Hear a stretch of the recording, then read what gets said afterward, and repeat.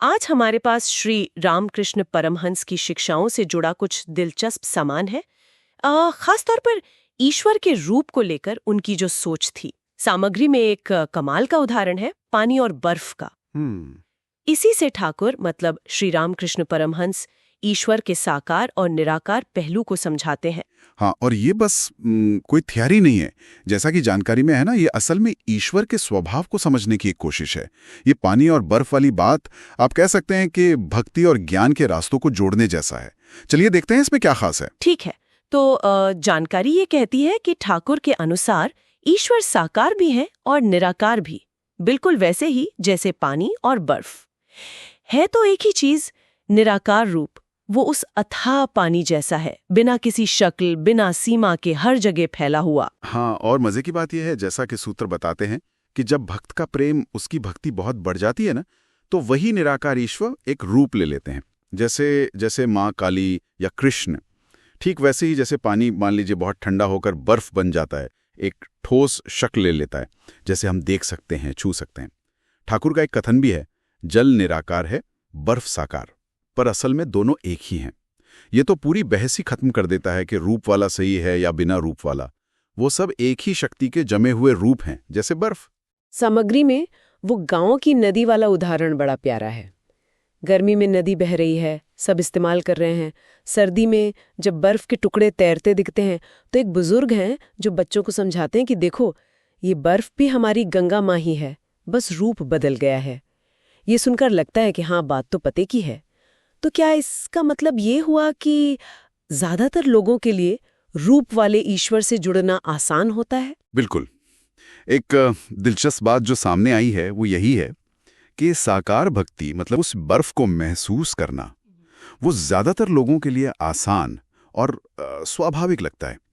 खासकर जब मन दुनियादारी में फंसा हो, उलझा हो। ठाकुर खुद माँ काली को जीती जागती माँ मानते थे ना, उनसे बातें करते थे। जानकारी में रमेश की कहानी भी है ना, वो बर्फ का शिवलिंग बनाता है और उसके लिए तो वो बर्फी शिव जी हैं।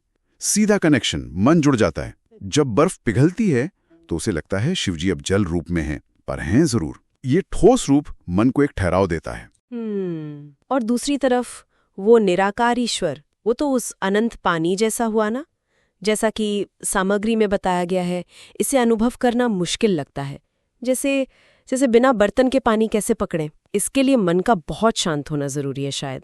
वो समुद्र किनारे ध्यान करते साधु का जिक्र भी है, जो उस अनंत को हर चीज में देखता है, पर उसे महसूस करने के लिए गहरी शांति चाहिए। ये रास्ता कठिन लगता है। हाँ, चुनौती भरा तो है, पर सूत्रों में एक और जरूरी बात भी है। ये कोई एक तरफा रास्ता नहीं है, मतलब वन वे नहीं है। ऐसा नहीं कि एक से दूसरे पर पहुंच गए तो बस हो गया।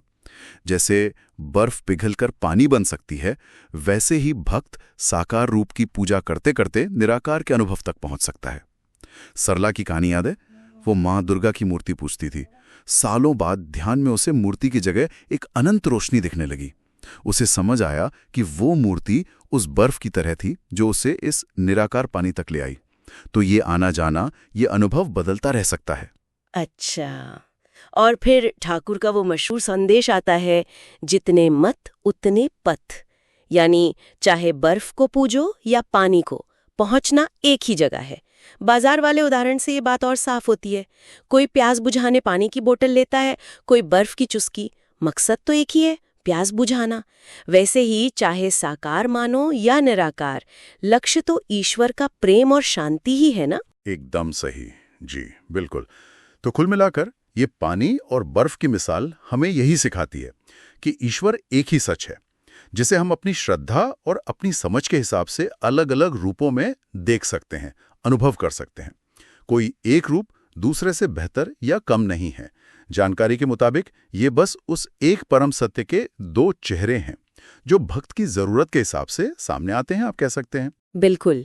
ये सोचने पर मजबूर करता है कि ईश्वर से जुड़ने का हर तरीका अपने आप में सही है, वैध है।